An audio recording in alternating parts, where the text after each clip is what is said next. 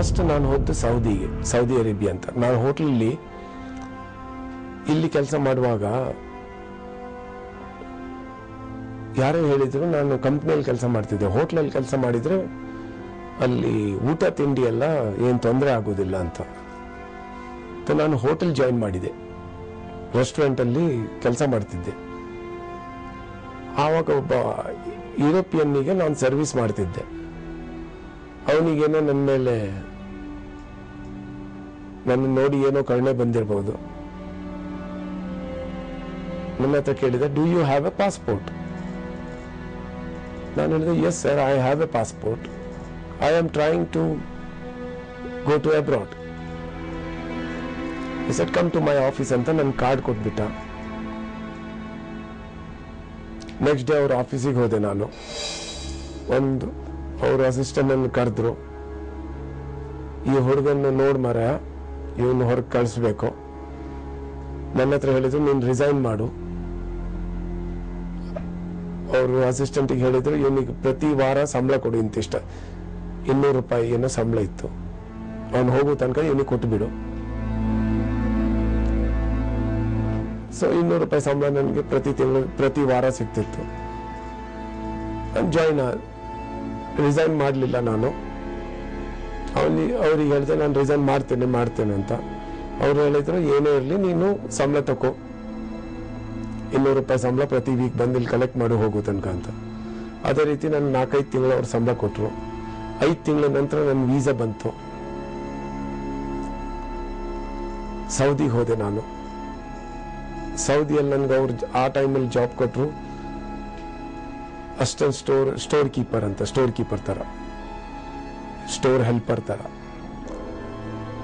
ಆ ಕೆಲಸ ಮಾಡ್ತಿದ್ದೆ. ತುಂಬಾ ಒಳ್ಳೆ ಸಂಬಳ ಸಹ ಕೊಟ್ಟರು ಅವರು. ಅಲ್ಲಿ ನಾನು ಹಣವನ್ನು ಒಟ್ಟು ಮಾಡಿ, ಓವರ್ ಟೈಮ್ ಎಲ್ಲ ಮಾಡಿ ಹಣವನ್ನು ಒಟ್ಟು ಮಾಡಿದೆ. 3-4 ಲಕ್ಷ ರೂಪಾಯಿ ಒಟ್ಟಾಯ್ತು. ನಾನು ಹೇಳ್ತಿದ್ದೆ, ಇನ್ನು ಇಲ್ಲಿ ಕೆಲಸ ಮಾಡಿ ಸುಖ ಇಲ್ಲ, ಏನಾದ್ರೂ ವ್ಯಾಪಾರ ಮಾಡಬೇಕು. ನಾನು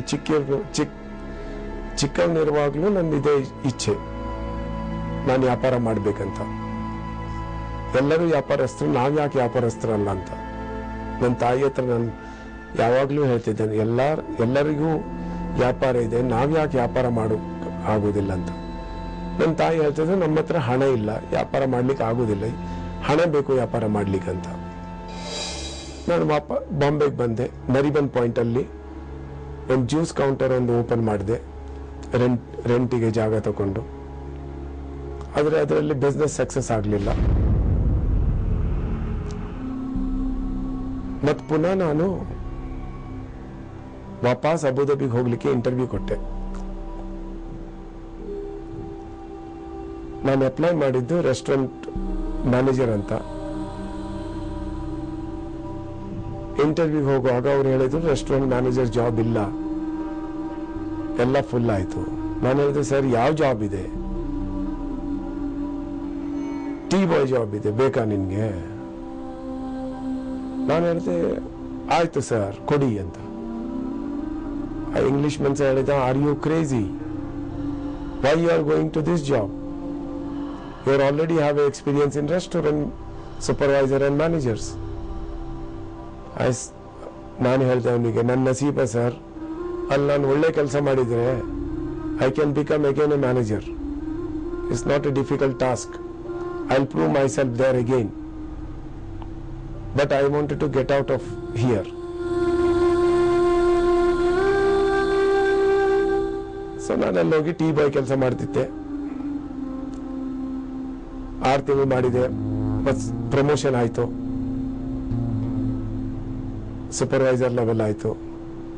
ಅಲ್ಲಿ ಕಂಪನಿಯಲ್ಲಿ ಕೆಲಸ ಬೆಳಿಗ್ಗೆ 7 ಗಂಟೆಯಿಂದ 7 ಗಂಟೆ ತನಕ. ಮತ್ತೆ ಫ್ರೀ ಟೈಮ್ ಇದೆ, ತುಂಬಾ ಫ್ರೀ ಟೈಮ್ ಇದೆ. ನಾನು ಆಲೋಚನೆ ಮಾಡಿದೆ, ಈ ಫ್ರೀ ಟೈಮ್ ಅನ್ನು ಯೂಸ್ ಹೇಗೆ ಮಾಡುವ ಅಂತ. ಆ 2 ಗಂಟೆ ಮಧ್ಯ 7 ರಿಂದ 6 ಗಂಟೆ ತನಕ ನಾವು ಕಾರ್ ವಾಶ್ ಮಾಡ್ತಿದ್ದೇವೆ. ಸೂಪರ್ ಮಾರ್ಕೆಟ್ ನ ಎದುರು ಶಾಪಿಂಗ್ ಬರೋರು ಕಾರ್ ವಾಶ್ ಮಾಡೋದು. ಅದರಲ್ಲಿ ಸ್ವಲ್ಪ ಇನ್ಕಮ್ ಆಗ್ತಿತ್ತು ನಮ್ಗೆ. ಅದ್ರ ನಂತರ 7ರಿಂದ 12-12:30 1 ಗಂಟೆ ತನಕ ರೆಸ್ಟೋರೆಂಟಲ್ಲಿ ಕೆಲಸ ಮಾಡ್ತಿದ್ದೆ.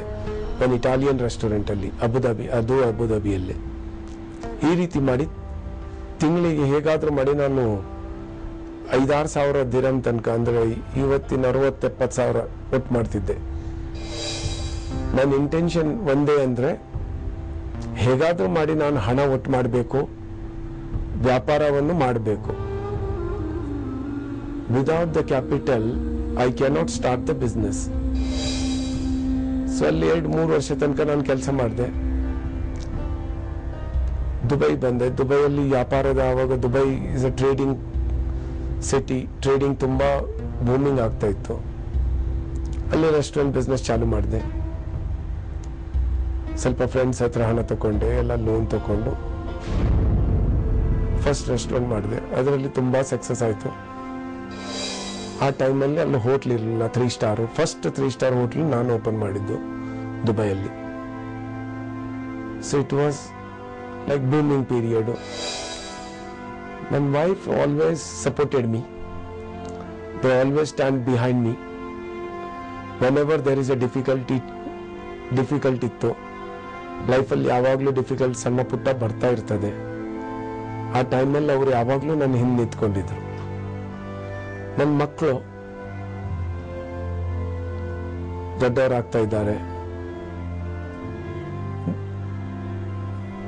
ಒಳ್ಳೆ ಯೂನಿವರ್ಸಿಟಿಗೆ ಹೋಗ್ತಾ ಇದ್ದಾರೆ, ಅಪಾರ್ಚುನಿಟಿ ಇದೆ.